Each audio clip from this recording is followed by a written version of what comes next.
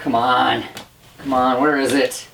Come on. Are you literally just gonna stand there, or are you gonna help me? I'm literally just a figment of your imagination. I don't give a shit! Come on, what the fuck? Oh, and there she is. Darth Vader Snuggie Boy!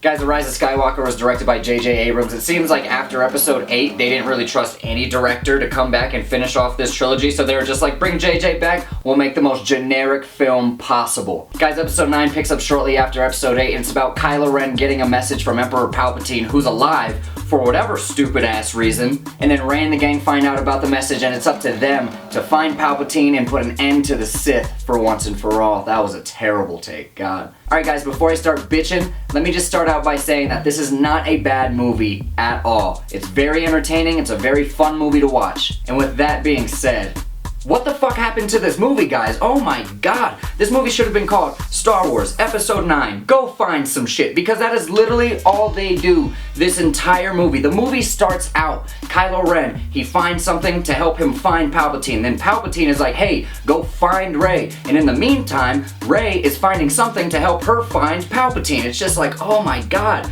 I don't come to Star Wars to watch a bunch of fetch quests. If I wanted that, I'd watch The Mandalorian. And you know what? I did, and it's a bunch of side quests. Didn't even finish that shit. And is it me, or is bringing Palpatine back one of the laziest things they could have done? They're like, shit, we need a villain for this movie. Don't we have Kylo? No, he's not a villain, he's just Kylo. So then what were we developing for this entire trilogy? It's just the biggest waste of time. And then on top of that, this whole Rey is Palpatine's granddaughter bullshit? Oh my god. So you're telling me that some intergalactic female was shacking up with this evil dictator with the face of a fucking nutsack?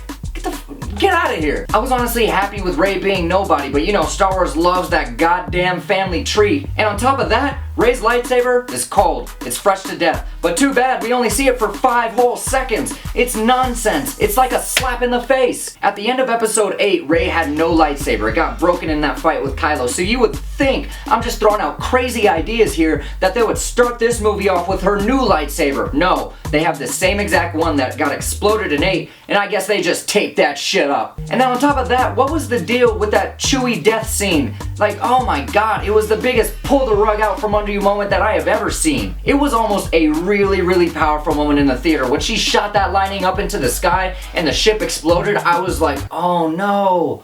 Oh my god, she killed Chewie. Holy shit. And then they pull the rug out from under your ass and they're like, oh no, Chewie got on another ship. Even though we only showed one ship in that shot and we saw Rey blow it up. No, he got on a different ship. It's fine. No big deal. What could have been a very powerful moment just turned into, oh, not a big deal.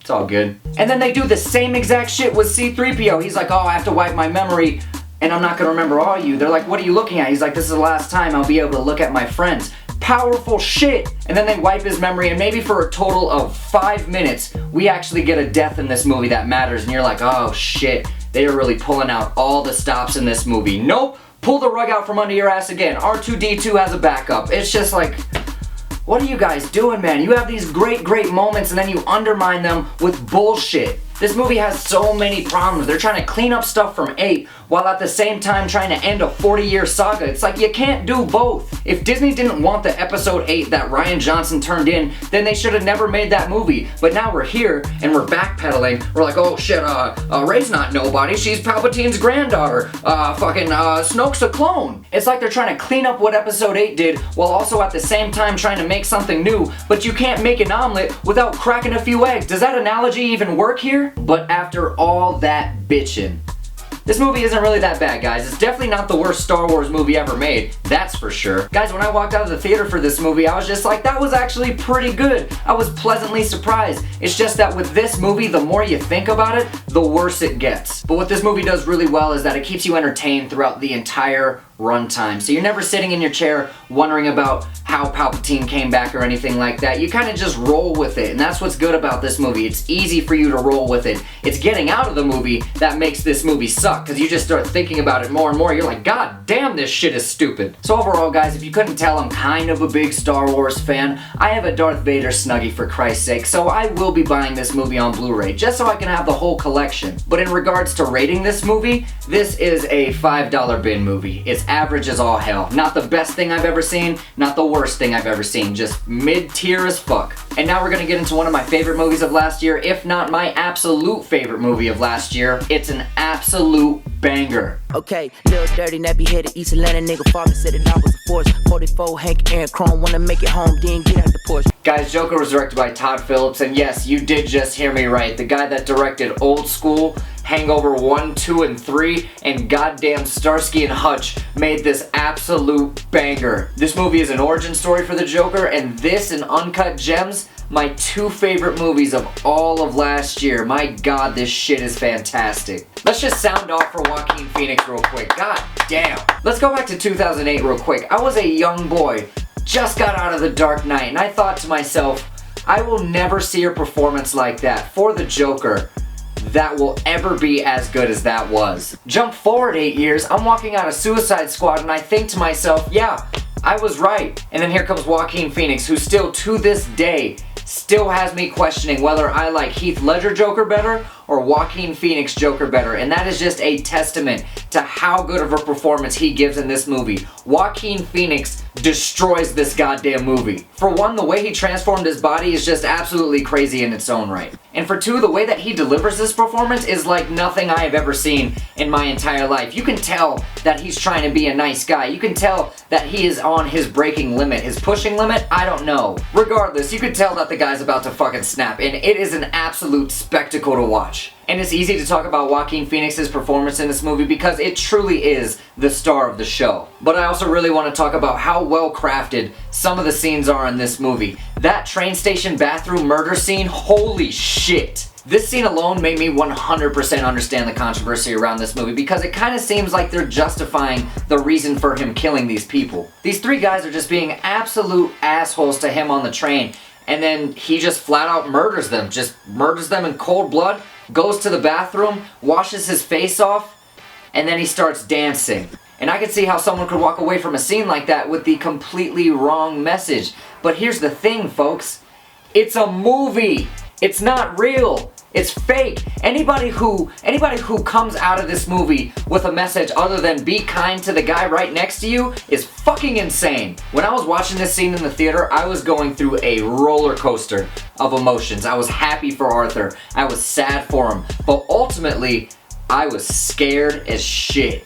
And I was scared because watching him dance made you realize how free that he felt, how much joy he felt in that moment. Like he has never felt joy like that ever in his life before. It's like watching a man who has never eaten before in his life, and then you give him a taste of filet mignon, and he's like, God damn, this shit is tasty. And it's really sad because, like I said, he's a really nice guy. He just wants to make everybody in the world happy, but the world just keeps beating the shit out of him, and through this one action, we know the road that it's gonna lead towards, and we're just like, oh no. I can literally talk for hours on end about this scene because of how much emotion that I got out of it. It's happy, it's sad, it's kind of funny, it's kind of terrifying, but most of all, it is masterful. And if we're talking about masterful shit, let's talk about the end of this movie. That Robert De Niro scene, guys, oh my God. For about half this movie, I was thinking to myself, why did they bring Robert De Niro in for this? Literally anybody could have played this character. But then it got to the interview scene, and Robert De Niro is grilling his ass, and I was like, that's why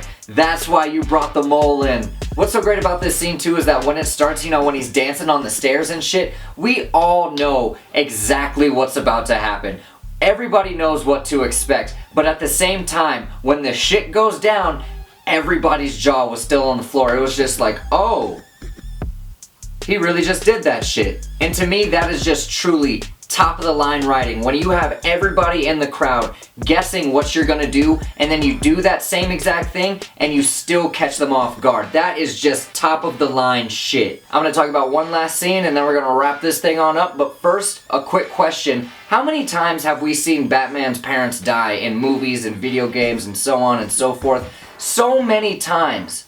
And how many times have we seen it done this well? Guys, the death of Batman's parents is literally the cherry on top in this movie. It brings everything full circle, and it just adds a whole nother element to the point where you're just like, okay, you gave me Oscar-nominated acting, you gave me Oscar-nominated screenwriting, and then you gave me a Batman origin story inside of this Joker origin story? This is the best fucking movie I've ever seen. It is just absolutely phenomenal, folks. If you haven't seen it yet, do yourself a service and watch this movie because it is a certified banger. And that's it, guys. I want to give a real quick shout out to Chris Turner and TJ Ballas. They recommended the movies that I should review this week, so thank you, gentlemen. And as always, like, comment, subscribe, do all the shits. And one last thing. Just this last weekend, we lost one of the best, if not the best basketball player of all time, Kobe Bryant. I remember the 81-point game. I remember the 60-point send-off. I remember the championships, but I think the one thing that we can all really take from Kobe Bryant was that man's hustle, man. Like, there was nothing that could stop him.